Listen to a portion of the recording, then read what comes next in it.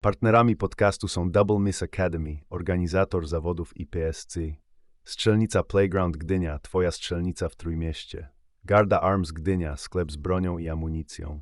Welcome everybody to the next episode of Faster and More Accurate, the Polish podcast on IPSC. I remind you guys that usually this podcast is held in Polish. However, from time to time, I do have some guests from abroad, so I'm forced to do it in English. And today's guest is exactly the man from the abroad. May I present to you vice champ of the world in production optics in handgun, Mr. Émile Obriot. Hi, Emile. Hi, nice to see you again. Nice to see you. Hi. Yes, again. Emile, first of all, I really appreciate that you accepted the invitation to my podcast. It really means a lot to me. I'm honored, and I'm also very excited to have you here. But let us assume that not everybody from the viewers are the IPSC shooters. Mhm. We also do have some guys that are beginners in the IPSC or are just learning about the sport. So let us assume that they don't know you. So if you can shortly tell us a few words about who you are and what were your accomplishments for the last 20 years, as you said. So Émile Obriot, I am French shooter, French IPSC shooter. I start shooting at 7 years old. Start shooting air pistol, ISSF pistol, and I start IPSC at 13 years old. So 25 years ago. 25 years of IPSC. I shot mainly open in the open division, and I switched to production optics 3 years ago. Okay. And so it was my first world shoot in South Africa in production optic. Okay. How many competitions of level 4 and 5 have you managed throughout these 25 years? I start my first level 4 in Czech Republic in which year I don't remember, 2004 I think. So Czech Republic, I shot the year after Ecuador, world shoot in Ecuador, and all the level 4 and level 5 after that. Okay, every continent. Every continent. Bali, world shoot in Bali, world shoot in Florida, world shoot in Greece, world shoot in Ecuador, French world shoot in Châteauroux, Thailand, and South Africa. Last one. And could you just say why IPSC? Why IPSC? Because I start with my dad. My dad was gunsmith in Paris, so it's helped a lot to get into the IPSC world, and we share this passion together. So it was cool, and it is cool because we still shoot together. Okay, but have you ever tried any other kind of shooting, like I don't know, Olympic shooting? I start air pistol. Yes, ISSF pistol. From 7 to 13 years old. And after that, no, I only shoot IPSC almost. And only handgun. I try some rifle only, but very few. Yeah. Okay. So thank you for a couple of words about you. So today we're going to talk about world shoot. So basically we will make it into two sections. First of all, the preparations to world shoot, how you manage that, and how it looked like. And then we will go to the world shoot itself, how you did it. You've been second, just behind Eric Graufel, the legend. So I think you are very pleased with the score, but we will talk about it later. But we also, in my podcast, every guest that is for the first time needs to answer quick questions. So quick questions is a standard procedure, and I will ask you some short and open questions, and I expect you to answer on them. You must do it honestly, how you understand the question. There will be an area for the interpretation, so just answer as you feel it. And I will leave you the decision to make it either briefly or maybe in a longer words. We do have some time today, so if you want to say something more, be my guest. So are you ready for the questions? Okay, let's go. Stand by. Yes. What weapon is best for shooting? First question. It depends. What kind of in IPSC or in which division? Because each division have all the... Just as you feel it. As you feel it. I'm shooting Beretta, and I am a sponsor shooter for Beretta since 3 years. And I shot before with in open division. I shot with STI since many years. And honestly, many people ask me, "Oh, why do you shoot Beretta? Did you have any difficulties to switch from open to production optic with the Beretta?" And honestly, I switch like easily to Beretta because the platform feels very good for me and feels very easy to shoot. And the switch from open to production optic in Beretta was easy. So for my feeling, it's the best gun for the production optic division. Okay. So the next question is, do you dry fire? No. I don't like to dry fire. Honestly, it's something I have no fun to dry fire. It's very difficult for me to. I try. I try to. I know I need to dry fire. If you want to improve to perform, you need to dry fire. I told it to many people, to the person I coach, to the shooter I coach. But I have a lot of difficulty to have the motivation to dry fire. Okay, but you're honest right now. Yeah. So I buy something. I buy the virtual reality gun. Okay. But this is also kind of dry fire, right? Yeah. So last year I shot a lot with the VR gun. Okay. I buy it then. Third question: how often do you train shooting? It depends of the time of the season, the period. Mainly in winter, I don't shoot. From November to February, or sometime maybe one time a week. And a normal year, it's 1 or 2 times a week. And I have, how to say, just before my main goal, like World Shoot, like European Championship, I'm going like 2 weeks, all days at the shooting range. Shooting like crazy, like a professional shooter, like every day at the range, just before the competition. How many rounds, by the way, if I can ask, every day? I try to shoot something like 1,000, 1,500 per day. Okay. Do you have any problems with your hands? This is not the part of the quick questions, but since you said, yeah. I like to shoot a lot. If I'm going to the range and shoot like 200 ammunition, I feel like, oh, it's just the warm up. I need more. I need more ammunition. So I like it. I like to shoot like 1,000. It's easy for me.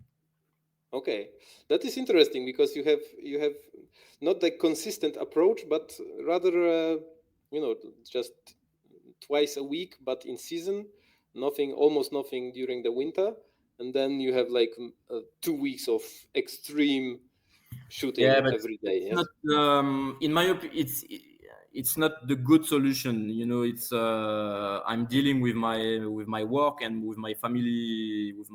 So if I'm going like 4 times a week at the shooting range, I can't.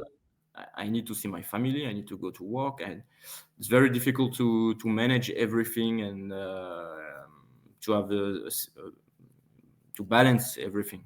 Yes. So this is my way. Okay. So this is more like a forced approach, not a good that you want to make. Yeah. And you suggest to follow. All right. So what kind of ammo do you use? I'm shooting 9mm, 124 grain from Gecko. I like it. It's factory ammunition from Gecko. In my Beretta, I shoot like power factor 125 flat. So perfect. Between 125 and 130. So I like the feeling. The feeling is very good. So I like it. Yeah. Have you been reloading before? Yeah, and I reload the 124 grain in 9mm. Okay. All right. The second last question of the quick question section is: do you think everyday carry is okay? In France, we don't have everyday carry.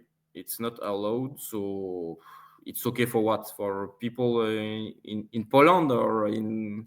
Yeah, well, in France, it's not allowed. So so this is not the case for you. This is not the question for you. No, but no, if you could, you would carry the gun or not really? I'm not sure. In France, we are not prepared to carry a gun. You know, we are not in this kind of vision of. I'm not sure. Honestly, I'm not sure. I'm not prepared today. I'm not prepared for sure to carry again. If it's allowed in France, maybe but I have a sports approach, so this is my approach. This is your item for the sports shooting, not for the protection. Yes. Understood. All right, and the very last question is: are classes with shooting stars of any use to others? Yes, of course. You need to. The question is to learn from the shooting stars. It's the way of practice. You know, the way of learning. You need to shoot with the best. For sure, it's for every shooter. It must be something you need to do. You need to shoot with. I had the how to say the chance to shoot with Eric since my beginning of IPSC shooting. I start with Eric and learn from him, and I think I'm here. I get these results because of that, because I shoot the best, for sure. Yes, but Eric is also a very good teacher, right? Yeah. This is also a good skill. I mean, not every top shooter can also be a top teacher. Eric has both of these skills. Yes. So yes. This is All right. So we've managed. It was quite quick, but not so quick. So good enough. Thank you for that. Okay. So let us now go through the things we were supposed to talk about. So part 2 of this podcast is preparations to World Shoot. So we already talked that you do not shoot during the winter. So you said since November until I don't remember, March you said, or? Yeah, March, but this year was very difficult for me. Not difficult, Okay. but how to say, extraordinary. Okay. My little girl. I had a little girl on January. Okay, so she was January born this year. Yeah. So, okay.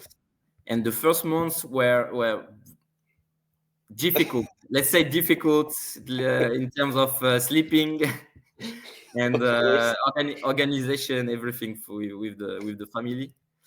Okay. So this year was difficult. Yeah. In terms of shooting, I think I start shooting. I start my preparation 1 month Yes. before the world shoot. Really? Yeah. Okay, so because my first question, which I finally didn't ask, was when it actually started. So I was expecting you to say like, oh, in the very end of March, we decided that it is the moment I start the preparations, and you No, started correct. it, and now you say you didn't. No, I You had shot to. something with match. I shot some matches in during the year. Mhm. With the matches and practice, I think I shot 5,000 ammunition Mhm. from January to August. I shoot 5,000 ammunition. So it's like nothing. It's It's like nothing. it's Yes. nothing with matches. And from August and September, so just before the world shoot, I think I shoot like 20,000 in 1 month. Okay. So Yes.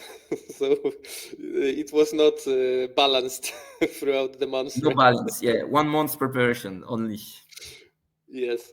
So, but these trainings that you made for the very last month before the world shoot, you have tailored it yourself, or there was somebody helping you with how to manage it all and how to what Um, to.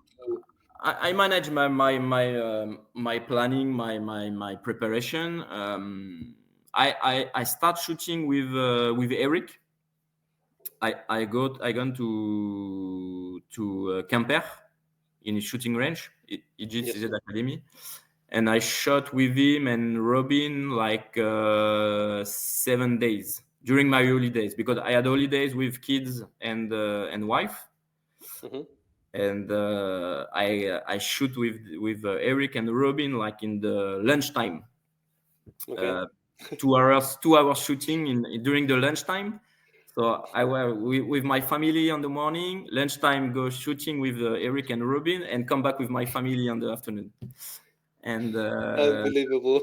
so we shot 7 days, 7 days all, something like 6,000 ammunition together. Okay. So Okay. this was my beginning of preparation, and Mhm. when I come back to Paris, I shoot by my own All with right. no something I like is my shooting range in next to Mhm. Paris. Mhm.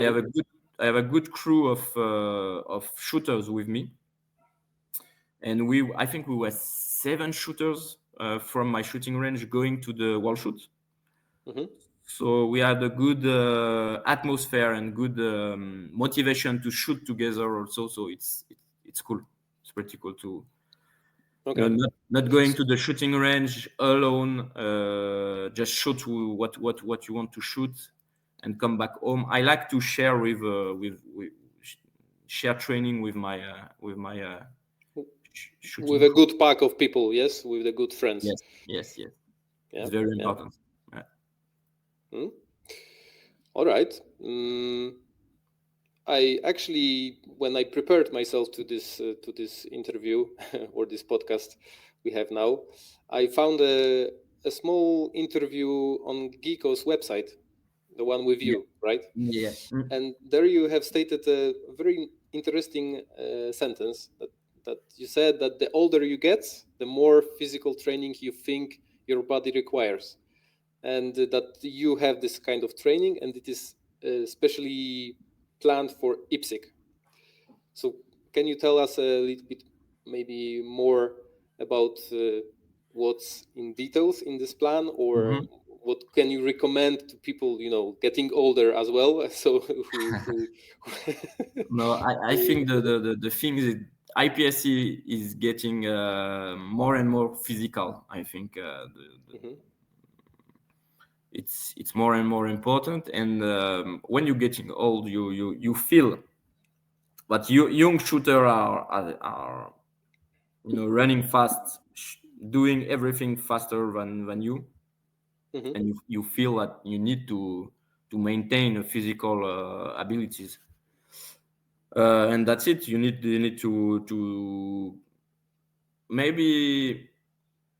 I'm not sure if it's better to shoot or better to go to the gym. When you have a fixed time, like I said, if you have not so much time to practice, you need to choose. Do I need to go to the shooting range, or do I need to go to the gym? I'm not sure what is the best. My choice for the wall shoot, for example, was shooting, only shooting. Okay. No, I have free time. Go to the shooting range. Okay. On the last months, I just go to the shooting range. But during this winter season, for example, when you do not shoot at all, do you have any kind of you visit the gym like on a regular basis, or Yeah. I had before my daughter. I try to go to the gym every day or every 2 days. Okay. So quite intensive routine, so to say. Yeah. Okay, that is interesting. The next question was about not shooting at all, and if you are shooting the crazy amounts of rounds 6 times a week. But now we know that you're doing this like a month before, shooting 20,000. So this is a crazy amount. So we go directly to the next question, and I have a thesis here. Which is a bit connected with what we are going to talk about in the last section, the part 3. But the thesis is IPSC is more a mental game than the technical game. So, I mean, of course, it is obvious that we need to train the technical aspects to have the capability to deliver the result on demand, and also it means a significant amount of ammo, repetitions that need to be done, and time that needs to be consumed. But still, I think the mental is more important.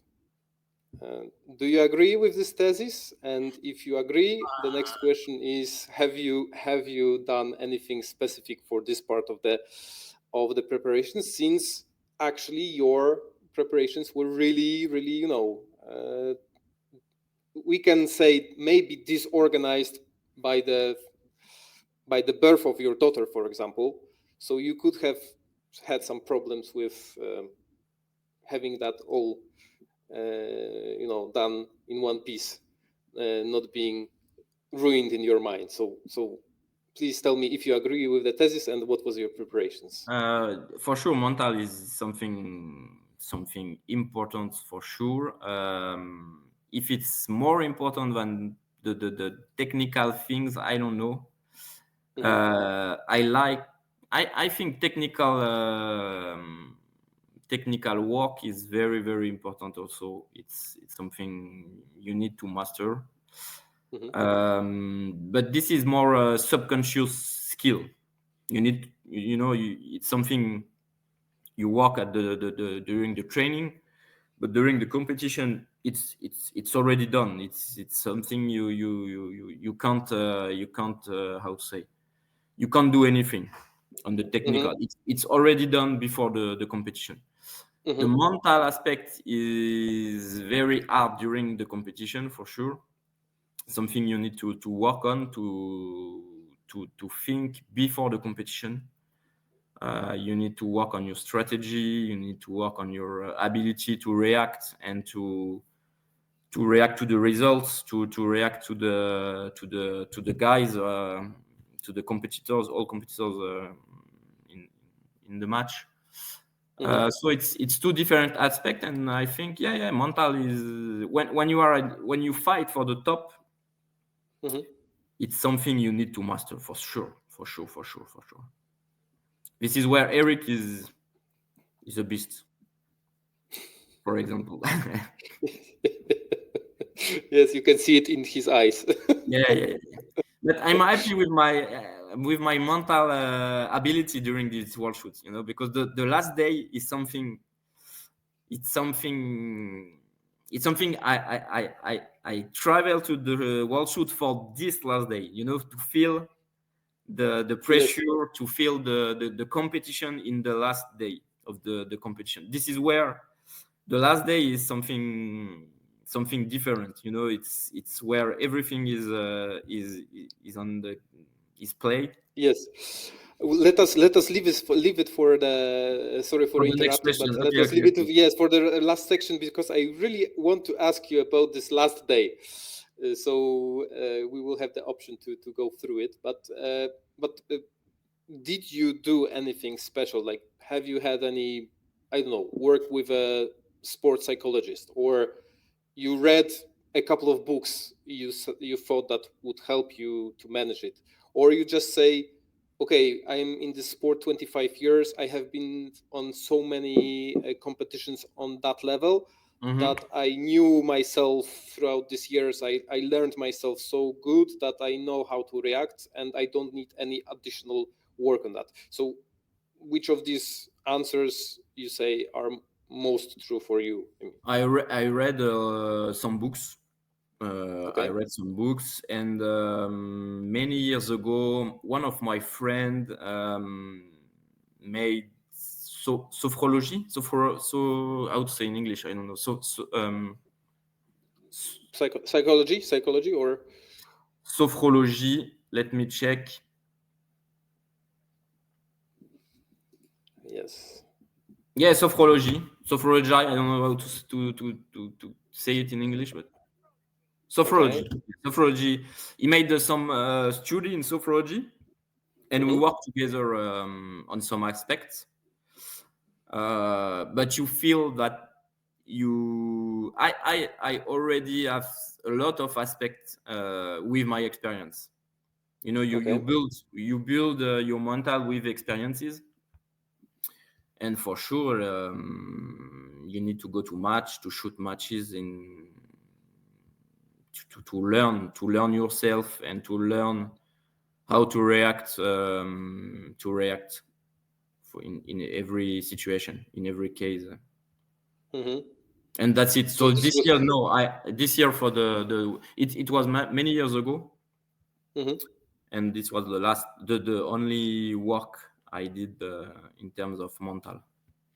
So I guess you would say experience is the most important thing, your mental preparations for this watch shoot, right? Yeah. Okay. For example, I shot Thailand in Open in 2022. Yes. And I shot like very, very bad the first day. And during all the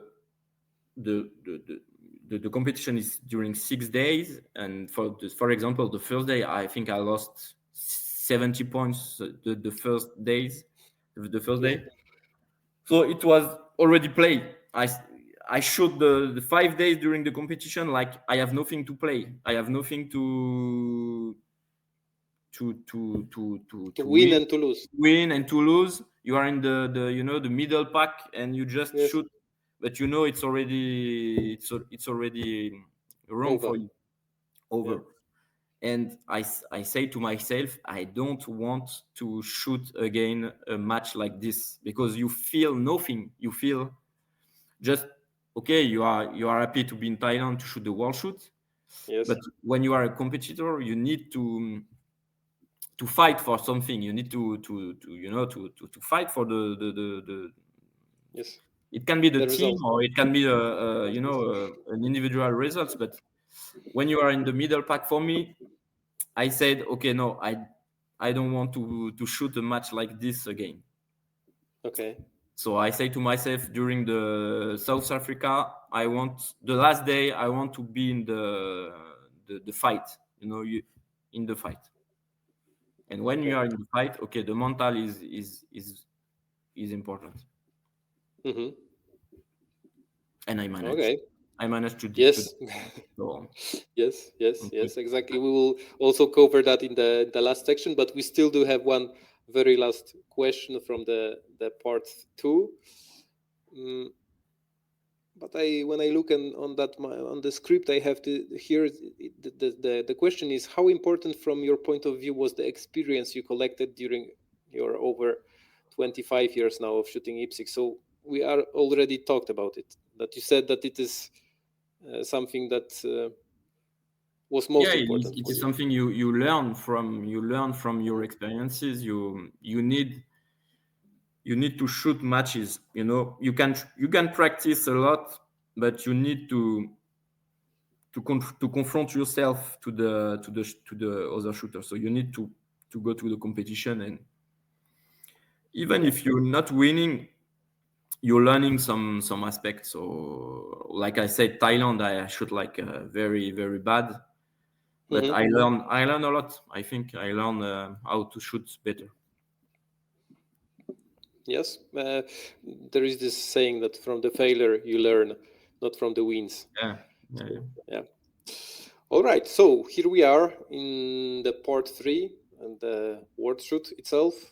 So let us talk a little bit more on that, because there are some tasty bites, I think, in this. So I don't know if viewers know, but I was lucky enough to be in the very same squad with Emile. So I was looking at him each and every day, preparing for the same stages, talking about the strategy sometimes on different stages, and watching you performing. So what I noticed, what I've seen, was you being very focused throughout the whole 5 days of the World Shoot. So for those who don't know, World Shoot is not a usual IPSC competition, because like level 4, so the Continental Championship, and level 5, so the World Shoot, these are the competitions that have either 24 or 30 stages, and they are played, for the moment at least, like 6 stages per day. So in the competition of the Continental, it's 5 days of shooting with 1 day off. And we had, in the World Shoot, we had 6 days of shooting with 1 day off. For us, it was Wednesday, right? So the starting ceremony was on Sunday. Then on Monday, we started shooting. Monday, Tuesday shooting. Wednesday was day off. And then we had additional 3 days of shooting to manage these 30 stages, right? So could you tell us a little bit more how a common shooting day looked like for you? So because normally on level 3, it is usually 10 stages, 12 stages maybe a day, 2 days shooting, and then we are gone. Here you have 6 days where you have to be prepared every day mentally, physically, and it is.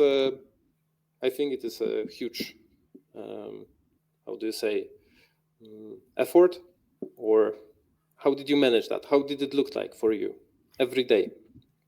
Every day you Different or same days? Yeah, Same it's day? six stages in one day. It's a few. It's not so much. So you need to be ready at the first stage.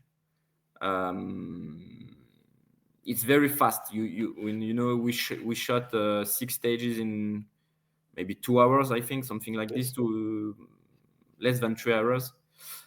So it's very fast, very intense, and you need to be ready on the first stage, for sure. Mm-hmm. And you need to be consistent. It's like every day it's a match. It's a new match. Like a level 2 competition, you have 6 stages. 6 stages. If you have one, I don't know, like you fuck up one stages, it's it's done. over. Yeah, it's over. So you need to be very consistent, and I feel I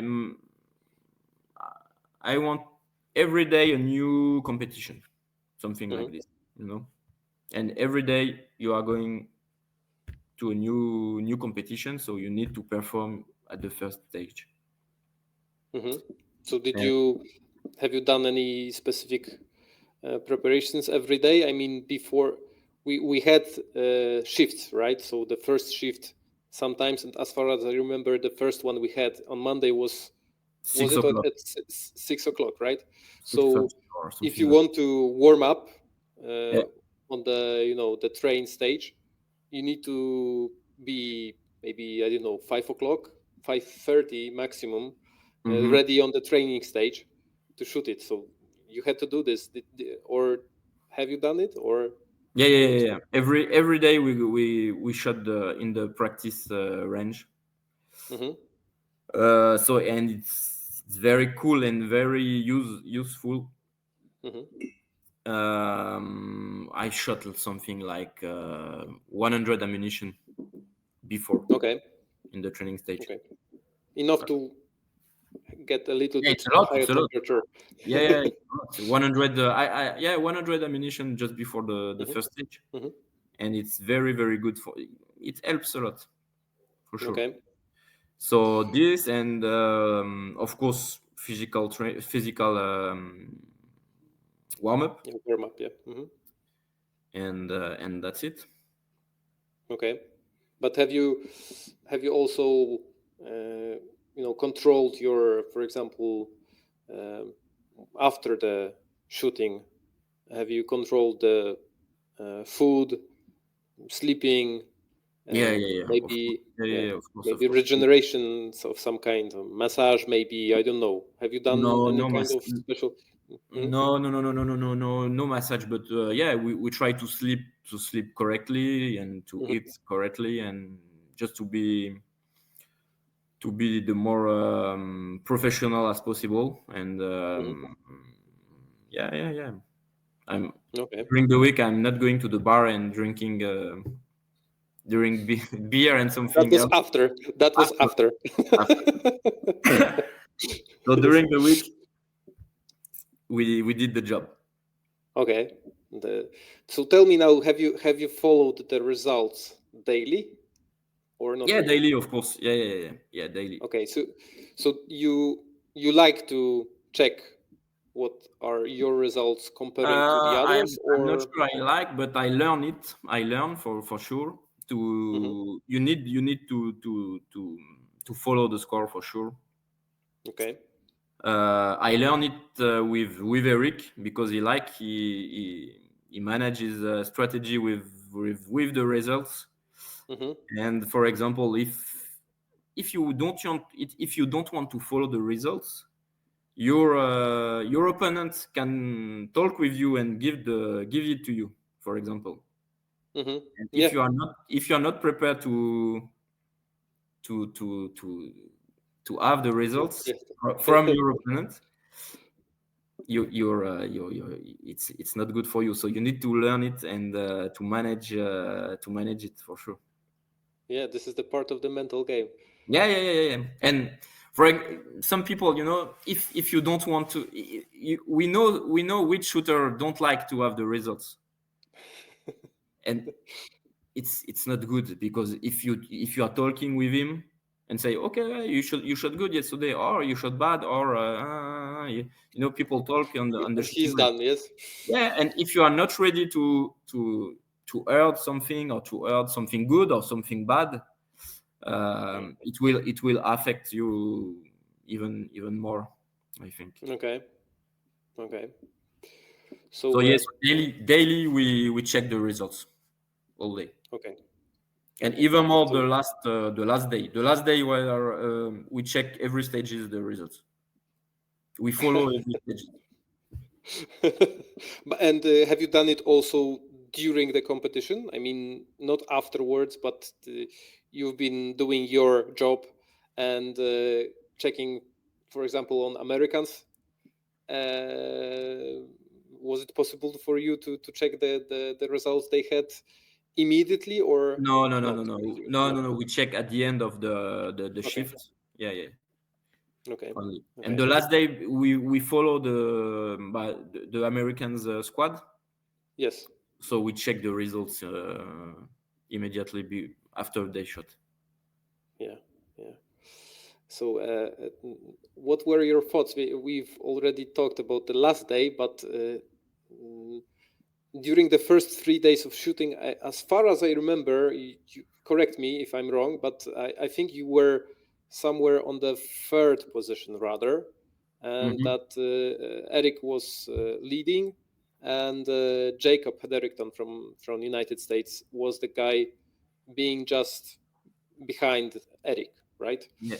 So how did you, I mean, like that situation? You were like more aggressive then, like I need to beat No. Jacob, for example, or you just were doing your job with strategy adjusted to the situation? What was your My strategy, like I said, after Thailand, I want to be in the fight on the last day. So Yes. I focused on the last day and said, okay, you need to be on the pack, on the pack for the fight for the podium. You need to be there. So I just try to shoot consistent, and it just worked. I push a little on the day 4, I think. The day 4 I had 3 stage win on this day, so I think I get the second place after that day. And just my goal was to be in the fight, just that. So you need to be consistent. You okay, just shoot what you can shoot. And the how I learn IPSC is for the best shooter is do not try to win, just try to not lose. Okay. Because people, your opponents will lose. This is Yes. the way. I think the way also Eric is shooting is like the other are going to make mistake. So you just need to shoot to not lose. Yeah, that is interesting approach, because it is really not result oriented, but somehow result oriented. Yeah, it's So this is not. result-oriented, Yeah, you're not fighting for the first place or second or whichever you want to be at, or but you are still fighting like not to lose. So this is interesting because you are not looking for the stage win, yeah. I remember I was lucky enough to have one training with Eric a couple of years ago when he was in Poland. He told us that you can win the whole competition without winning a single stage. Yeah, of course. Yeah. So this is interesting. Let me check the questions here. So what was your feeling during the very last day? As you said, you really wanted to have that feeling. When you managed that, what was it like for you? It was very hard to manage, because you are in the fight, so it's cool. It's why I travel to South Africa. So it's cool, but it's hard to manage. You have a lot of pressure, and it's hard. It's you need to how to say, to contain your emotion and to deliver the last day, to deliver the performance. Yes. And that's it. And I tried the same. I tried not to lose at the beginning of the day. Follow Jacob. And Jakob, give it to me. Give me the second place, because he made a big mistake on the weekend. Yes, I and saw he it. give it to me. Yeah, I saw it. Yeah, How when he shot the PT. He shot two PT, two no shoots on the weekend. So he give me the second place easily. It was the mental part, I think. Sure. I think, yeah. Sure. He was also struggling. He was also having his inner fight, and the pressure was this time was too much for him. Maybe next time. Yeah. And he learned a lot probably from that thing. It's hard for every shooter, for sure. It's yes. And how do you manage the inner voice? You know, when you enter the stage and then you need to perform. Do you have any kind of this little Emile talking to your ear? If you are going to fuck up the stage, you're out of the game. Or do you have any kind of this No. I have only positive words. Okay. Positive word. You know, when you travel to South Africa to live this kind of pressure and emotion, it's just normal. So you just how to say, feel what you want to feel. And I wanted to feel good emotion, positive feeling, and that's it. Yeah, that's a good approach. Many people, including me, of course, have this inner voice that is rather not positive, but sometimes too negative, and this is the struggle. So you mean that you either have managed it before during the years of experience you made, or maybe you didn't have this fight before? Have you had any kind of negative inner voice before? Yeah, of course. We all have a negative emotion. But I work on this, like in reading book or speaking with people on the sophrology aspect. Okay. And I think you need to find what positive emotion and what IPSC. It's just we are looking for fun. It's it's a sport. You are looking here for fun things, and that's it. You need to remember that you are here for fun. Yes. So it's positive. You are here. You are in South Africa. You are on the last day fighting with people, and it's just pleasure. It's a good pleasure, great pleasure. Yeah. Okay, and tell me one more thing, because as far as I remember, the stage with the weekend was the third last stage for us, at least, on the world shoot. So there was like 3 stages still to go.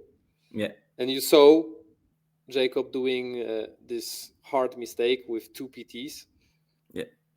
I saw him getting afterwards to Eric, talking like, "Oh, I made this mistake," and he was like having a smile on his face, but probably it was just a stress reaction for that. I don't know. I'm guessing, of course, but for this moment, you may have had also the thinking process in your mind that, wow, this is the moment.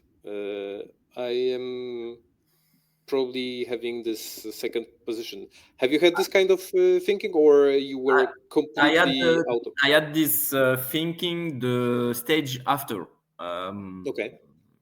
I really focus on the weekend. I didn't focus on the results, on the final results. I focus on my stage results.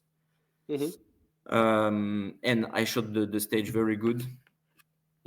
And after this weekend stage, I think we still had 2 stages. Long course, long course. And yeah, and I shoot very, very bad the long course. Okay. Because of the bad thinking, I were already thinking of the final results. I said myself, and I said myself, okay, you did the most difficult part. It's almost over. Yeah. And you think about the final results. Yes. And I shoot like very, very bad this long course. Like a big popper at 15 meters, maybe something like this. The first shot. Yes.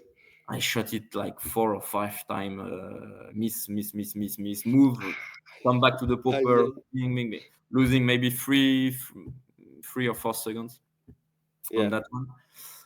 And when you have bad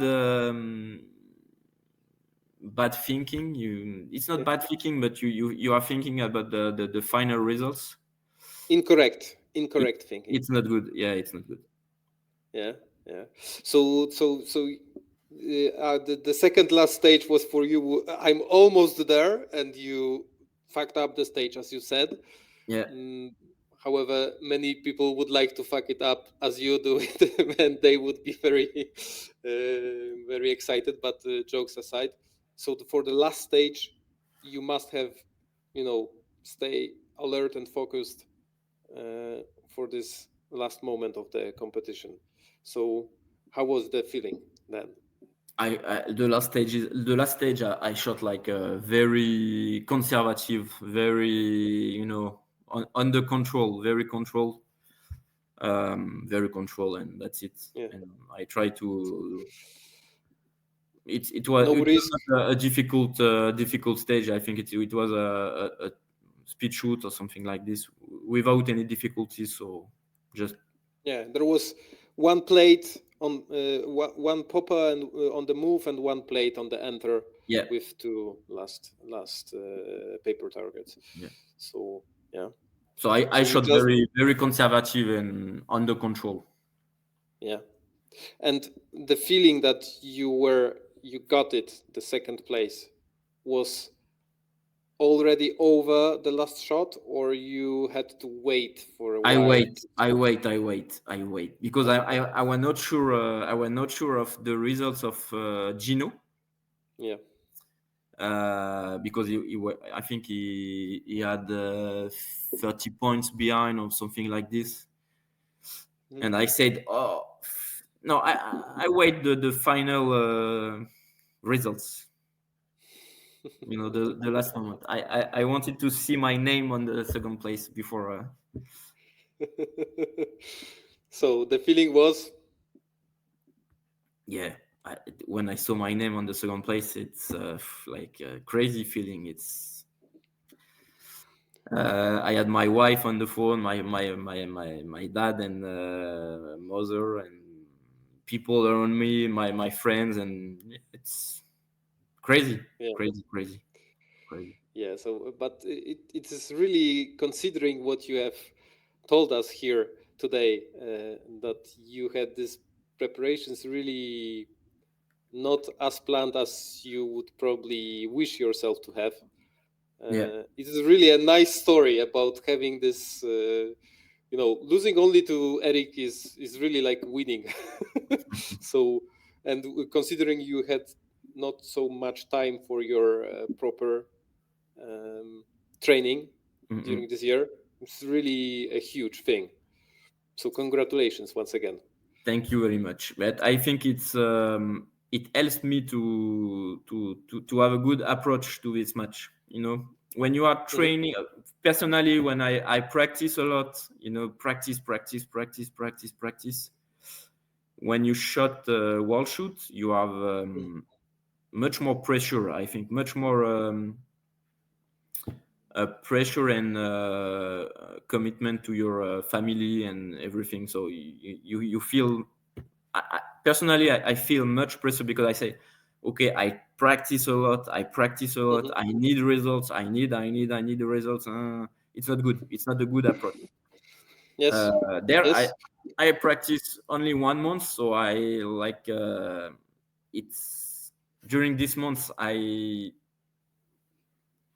let the family a little bit on the side, let's say, but only 1 month. So you said, okay, I'm going to the world shoot and just shoot what you can do. Just shoot as you can do. Just perform Do your best. Just your do best, your and do don't your think job. of the result. The results is it's not your final goal. Yeah. And this approach works for me. Yeah, it definitely does. You can say so. All right, and I also have a very last question about this part 3 about shoot-offs, because you of course have taken part in this competition, which is, for those who don't know, shoot-off is the very last separate competition that you can get medals from. This is played between, as far as I remember, the 8 top shooters of each division, and there is like a how do you say, like a cup. So the first and the 8th is shooting together on the poppers, and there is a couple of poppers. I don't remember how many, 6 poppers, and then the very last popper that you need to shoot.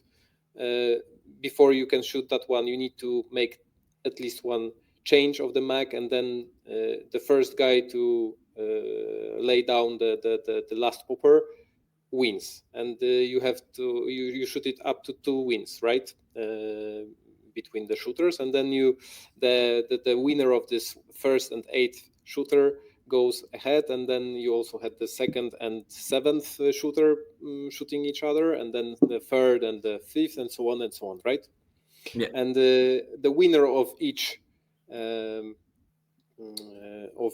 shooting gets to the next level, and then the winner is taking everything, so the gold medal. Anyway, what I wanted to ask you, first of all, do you like the shoot-offs? Not that much. No. Okay, No, but this is a different kind of feeling, right? Probably. I mean, in terms of honestly, in terms of spectators, I'm not a big fan. It's not so. It's too long because you have a lot of division, a lot of category. Yes. You spend like 6 hours on the range as a spectator. I told you it's too long for me. It's too long, and I'm not a big fan of the shoot off. And as a shooter, I'm not a big fan also, but I'm not very good at this exercise. No, it's something special for IPSC, but it's not the IPSC sports for me. But do you agree with a thing that these shoot-offs are not really good for IPSC shooters? I mean, this is also a thesis, and you agree with it or not. So if you shoot-offs, you have 6 or 7 poppers standing in front of you. Every popper is in the same distance in between. So you basically want to shoot it more on the muscle memory, so to say, than on confirmation. You want to shoot it as fast as possible. No. I think because all the shoot-off are different. You know, when you are going to South Africa, or if you shot in Greece in the last European, it's not the same stages. Okay. So it's completely different. You have no time to be used to the stage. Okay. So there is no option for too much shooting on the edge and too much risk, but you still need to risk, right? still challenge in the US. Yeah, you have muscle memory. It's always the same stage, so it's completely different. But shoot off, no, it's never the same. So it's not the same game as still challenge. Okay. It's not the same. But you do a little bit more confirmation probably during IPSC shooting than during the shoot off. Yes, of course. Yeah. Okay. You have the aspect of you are fighting against someone next to you, so it's not the same approach for sure. Yeah. You need to have a stage win. Like I said, during the competition, you are not looking for a stage win. You just shoot, not to lose not to lose. Okay. During the shoot off, you need the stage win. you push for the stage win, so it's completely different. All right. Okay, so final two questions, closing up the whole podcast, because we are right now we have crossed just the 1 hour time that I asked you to spare on me. So are you satisfied with the result, and what are your next goals? If I'm satisfied, yes, of course. I think I can do better than this second place. And we did good with the French team also, because we won the team category. Yes. So it was a perfect competition for the French guys. Eric first, me too, Robin third junior, and we won on the team. So it can't be better. And my next goal is the European Championship. Yes. It's in Hungary in June. Yeah, so it's coming very quickly, very fast. So I will try to shoot this winter. I'm going to practice this winter. Of course. This time you need to. Yeah, baby girl is okay. I'm going to shoot and practice this time much more. Okay, and you still stay in the production optics division. You're not thinking about optics, for example. No. I'm staying in production optics. I'm new to this division, so I'm staying in production optics. Okay. So yeah, I'm going to practice to work hard to be the next European champion. Yeah. Okay. I wish you good luck during this competition. I don't believe we are going to be again in the same squad, because this kind of luck is, at least for me. Are you going to be in the Polish team also again? Yeah. I'm going to be the member of the Polish national team, but I don't really know if I'm going to be in the Polish team in production optics, because I was fifth during the nationals in Poland, and the first four guys have the permission to go above all. So if anybody from these guys ahead of me is not going to Hungary, then probably yes, I will. But we will see. See.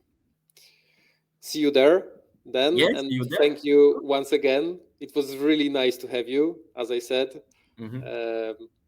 And well, maybe next time after Europeans again on the podcast, if you will be willing, then I'm happy to have you again on the podcast. Thank you so much.